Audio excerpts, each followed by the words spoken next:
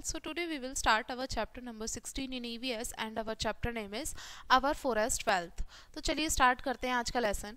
Land thickly covered with trees. हमारी जो land है वो अधिकतर किससे कवर्ड रहती है? हमारी जो पेड़ रहते हैं, झाड़ियाँ होती हैं और जो क्रीपर्स होती हैं, इन सभी से जो भी जगह हमारी घिरी हुई रहती है, बहुत सारे प्लांट जहाँ पर पाए जाते हैं उस जगह को हम फॉरेस्ट कहते हैं, यानी कि जंगल कहते हैं. Forest are mainly found in area where there is sufficient rainfall. और हमारे जंगल जो हैं अधिकतर ऐसे क्षेत्र में पाए जाते हैं जहाँ पर काफ़ी मात्रा में वर्षा होती हो, बारिश होती हो. Ideally 1/3 of the total area of a country should be under forest. और हमारी जो भी कंट्री है, हमारा देश जो है, उसका लगभग टोटल एरिया का 1/3 हिस्सा जो है वो फॉरेस्ट से ढका हुआ होना चाहिए. At present only about 1/5 of India's total area is forest. और अभी फिलहाल वर्तमान में अभी करीब 1/5 भाग जो है भारत का पूरे हिस्से का वो फॉरेस्ट से कवर है. अब बात करते हैं वेयर आर फॉरेस्ट फाउंड. अब ये जंगल हमारे कहाँ पाए जाते हैं? Forests are mostly found along the rainy slopes of the Western Ghat, the hills of Eastern India. देखिए जो हमारी कहाँ पर पाए जाते हैं फॉरेस्ट, हमारे जो वेस्टर्न घाट हैं उनकी ढलानों पर जो बारिश होती है, जहाँ पर ऐसी जगहों पे पाए जाते हैं. और साथ में ईस्टर्न इंडिया की जो भी हमारी हिल्स हैं, घाटियाँ हैं, वहाँ पर पाए जाते हैं. अंडमान और निकोबार आइलैंड में पाए जाते हैं और वेस्ट बंगाल और उड़ीसा के कुछ हिस्सों में हमें ये फॉरेस्ट देखने के लिए मिलते हैं. और कुछ जो जंगल हैं वो हमारे हिमालय के जो पहाड़ हैं वहाँ पर देखने के लिए मिलते हैं और साउदर्न प्लेट्यू में देखने के लिए मिलते हैं. बात करते हैं टाइप्स ऑफ फॉरेस्ट, यानी कि वनों के प्रकार. There are different type of forest and depend on the climate, the kind of soil and amount of rainfall they are. अब हमारे अलग अलग प्रकार के जंगल होते हैं, वो डिपेंड करता है कि किस क्षेत्र में है, वहाँ किस प्रकार की मिट्टी पाई जाती है और किस मात्रा में वहाँ पर बारिश होती है. तो उसी के बेस पे हमारे 5 टाइप्स के फॉरेस्ट बताए हैं. सबसे पहला है ट्रॉपिकल रेन फॉरेस्ट, फिर है tropical deciduous forest, desert vegetation, mountain vegetation, mangrove forest. Sundarban जो है हमारा मैनग्रोव फॉरेस्ट का ही एग्जाम्पल है. The tree provide hard, oily and durable wood. अब इसमें जो पेड़ होते हैं हमारे वो काफ़ी सख्त और जो मतलब जिसमें ऑयल होता है और साथ में जो ड्यूरेबल वुड्स होती हैं उनको प्रोवाइड कराते हैं. Which is used in construction 1 and 2 make boats, जो नाव बनाने के लिए और फिर घर बनाने के लिए इस्तेमाल में लाई जाती हैं. बात करते हैं इंपॉर्टेंस ऑफ फॉरेस्ट, यानी कि वनों का महत्व. Tree are called the lungs of the earth. अब हमारे जो पेड़ हैं उनको हमारी अर्थ के फेफड़े कहा जाता है, लंग्स कहा जाता है, क्योंकि ये हमें ऑक्सीजन देते हैं और कार्बन डाइऑक्साइड हम यहाँ से लेते हैं. ऑक्सीजन की ज़रूरत जो होती है एनिमल और ह्यूमंस को चाहिए होती है, सांस लेने के लिए ज़रूरी होता है. और जो पेड़ होते हैं वो रेनफॉल बनाने के लिए भी, रेनफॉल के लिए भी बहुत ही इंपॉर्टेंट होते हैं. They help to keep the soil moist and prevent soil erosion. और जो पेड़ होते हैं ये जो मिट्टी होती है वहाँ की उसको नमी बनाए रखने में मदद करते हैं और जो हमारी मृदा अपरदन है, सॉइल इरोजन है, उसके लिए भी रोकने में काफ़ी हेल्पफुल होते हैं. Well forested area help to keep the atmosphere cool. और हमारे काफ़ी जो ऐसे एरियाज जिसमें बहुत सारे फॉरेस्ट पाए जाते हैं, अब वहाँ का जो वातावरण होता है वो भी ठंडा होता है. Every part of a tree is useful for us. अब पेड़ का हर एक हिस्सा हम सभी के लिए बहुत ही उपयोगी होता है. जो बहुत सारे पेड़ों की पत्तियाँ होती हैं, जैसे कि साल और केले के पेड़ की जो पत्ती होती है वो प्लेट्स बनाने के लिए, बाउल बनाने के लिए, टोकरियाँ और झाड़ू बनाने के इस्तेमाल में लाई जाती हैं. और जो कोकोनट लीव्स होती हैं और नीम की जो पत्तियाँ होती हैं ये दवाई बनाने के काम में भी लाई जाती हैं. और जो इन पेड़ों की कुछ छाल होती है, जैसे कि cinnamon are use for flavouring food. Cinnamon यानी कि दालचीनी जो होती है उसका इस्तेमाल खाने में फ्लेवर लाने के लिए ऐड किया जाता है, एज ए स्पाइसेस हम यूज़ करते हैं. Parts of some plant are also use make medicine.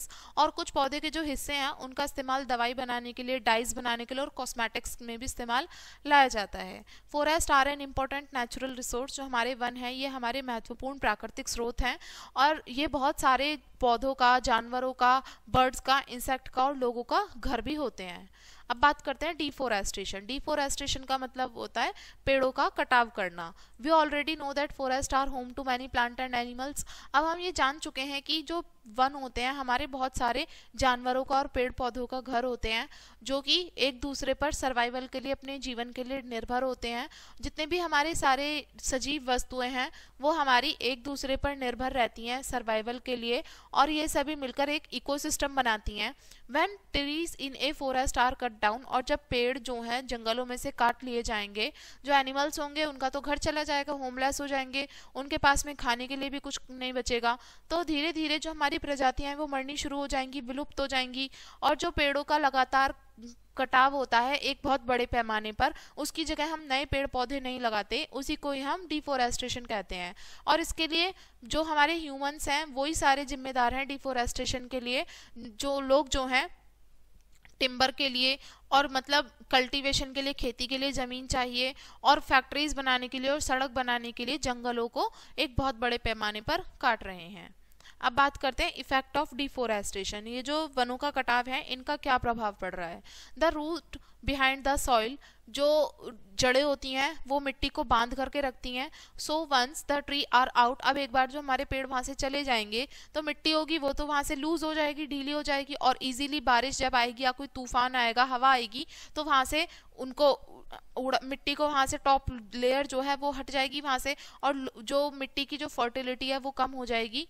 ठीक है, and does not support agriculture, और उसमें हम लोग एग्रीकल्चर भी नहीं कर पाएंगे। और अगर हमारा एग्रीकल्चर प्रोडक्शन कम होगा तो उससे हमें अनाज की भी कमी हो जाएगी, और मतलब खा भी नहीं पाएंगे हम लोग, और भुखमरी फैल जाएगी। और ये बहुत ही बड़ा नुकसान है पेड़ पौधों के लिए भी और हमारी एनिमल लाइफ के लिए भी, जो कि जंगलों के आसपास रहते हैं। अब बात करते हैं सेव अवर फॉरेस्ट, अपने जंगलों का बचाव करना। We have to protect our forest not only because they are useful to us but also because the survival of future generation depend on them. हमें अपने पेड़ों को बचाने की जरूरत सिर्फ इसलिए नहीं है क्योंकि हमारे लिए बहुत उपयोगी होते हैं, बल्कि इसलिए भी हमें बचाना है क्योंकि जो हमारी आने वाली पीढ़ियां हैं, फ्यूचर जनरेशन है, वो भी पेड़ पौधों पर ही निर्भर होंगी अपने जीवन के लिए। इसलिए हम अपने लिए नहीं, आने वाली फ्यूचर जनरेशन के लिए हमें बचाना होगा इनको। There are two ways to protect our forest। अब पेड़ों को बचाने के दो तरीके हैं वनों को बचाने के, एक तो एफोरेस्टेशन एंड रिफोरेस्टेशन। अब समझते हैं एफोरेस्टेशन क्या होता है। The planting of tree in an area, अब एक एरिया में, एक क्षेत्र में पेड़ों को लगाना, that was not a forest. अब जंगल तो नहीं हो सकता वो एरिया, है ना, हम नॉर्मली एक एरिया है वहां पर हम पेड़ों को लगा रहे हैं, उसी को हम एफोरेस्टेशन बोल देते हैं। अब बहुत सारे जो हमारे प्रोग्राम्स होते हैं वो चलाए जाते हैं, जैसे सोशल फॉरेस्ट्री मूवमेंट, ठीक है, और वन महोत्सव, ये सभी जो है पेड़ लगाने के लिए हमें मोटिवेशन मिलती है, और लोग जो है ज्यादा से ज्यादा इन मूवमेंट के जरिए पेड़ लगाते हैं। This is gradually increases the green cover in big cities, और इससे क्या होता है कि जो हरियाली का जो क्षेत्र है बड़े शहरों में वो बढ़ जाता है। बात करते हैं रिफोरेस्टेशन के बारे में। The planting of tree on deforested area is called reforestation. अब जो पेड़ हम जंगलों में काट देते हैं उनकी जगह पे नए पेड़ लगाना, उसी को ही रिफोरेस्टेशन कहा जाता है। बात करते हैं save paper. The paper industry is one of the largest consumer of trees. जो हमारी पेपर इंडस्ट्री है ये सबसे बड़ी लार्जेस्ट कंज्यूमर है ट्रीज का। Therefore we should use less paper we use, तो हालांकि हम ये जो है कम पेपर इस्तेमाल में लाने चाहिए। The fewer trees will be out, अगर हम कम पेपर इस्तेमाल में लाएंगे तो क्या होगा, ज़्यादा से ज़्यादा पेड़ बच सकेंगे। To save trees we must stop wastage of paper, पेड़ों को बचाने के लिए हमें जो कागजों की बर्बादी है उसको रोकना होगा। इसके लिए हमें क्या करना चाहिए, leaves of some tree were used for medicinal purposes, ठीक है। देखिए यहाँ पर आप ये चार्ट देख पा रहे होंगे, यहाँ पर आपसे बोला है फॉरेस्ट एंड इंडियन कल्चर। जो हमारे फॉरेस्ट हैं इंडियन कल्चर में वो क्या है, देखिए early human lived in the forest. जो हमारे पुराने ह्यूमंस थे वो सारे हमारे फॉरेस्ट में रहते थे। In the great epic of Ramayana, जब हमारी रामायण और महाभारत काल का जो समय था उसमें राम जी ने 14 वर्ष वनवास में गुजारे थे। Sadhu and rishi did their meditation in forest. अब जो हमारे साधु थे, महापुरुष थे, वो सारी तपस्या कहाँ करते थे, जंगलों में ही करते थे। और पेड़ों की जो पत्तियां होती हैं उनका इस्तेमाल जो है दवाई बनाने के लिए इस्तेमाल में लाया जाता था और लाया जाता है। यहाँ पे बोला है गुरुकुल वर लोकेटेड इन फॉरेस्ट। जो गुरुकुल हुआ करते थे पुराने समय में वो भी वनों में होते थे।